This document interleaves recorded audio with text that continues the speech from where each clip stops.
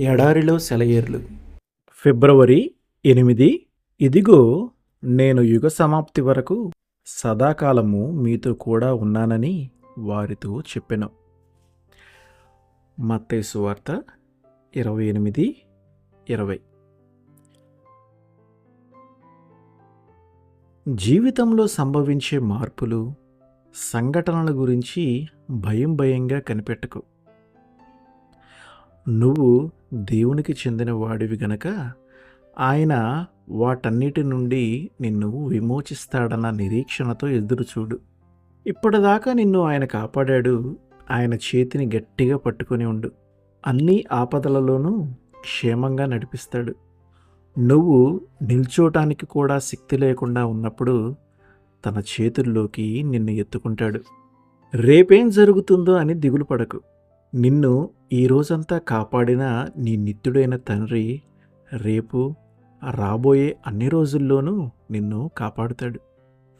నిన్ను శ్రమ నుండి తప్పిస్తాడు, లేక శ్రమను భరించే శక్తినిస్తాడు. నిబ్బరంగా ఉండు. ఆందోళనకరమైన ఆలోచనల్ని, ఊహల్ని కట్టిపెట్టు. యెహోవా నా కాపరి.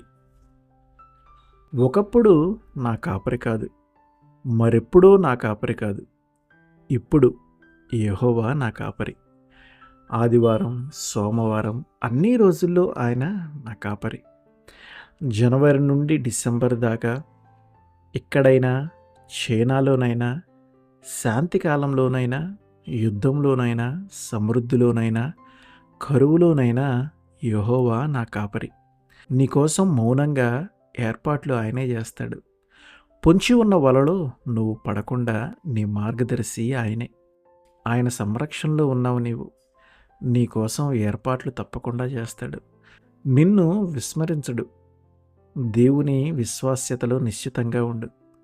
ఆయనలో నీవు వర్ధిల్లుతావు. నీకోసం మౌనంగా ఏర్పాట్లు చేస్తాడు. అవి ఆశ్చర్యకారకాలైన అనురాగ బహుమతులు, కనీవిని ఎరుగని అద్భుతాలు. నీకోసమే వాటిని చేశాడు. నీకోసం మౌనంగా ఏర్పాట్లు చేస్తాడు. తండ్రి సంరక్షణలో కేరింతలు కొట్టే పాప ఆయన ప్రేమలో మరెవరికీ వంతులేదు. నువ్వే ఆయనకి ఇష్టడివి. నీ విశ్వాసం దేవుని గురించి ఎలా అర్థం చేసుకుంటే ఆయన అలాగే ఉంటాడు. ఆమెన్.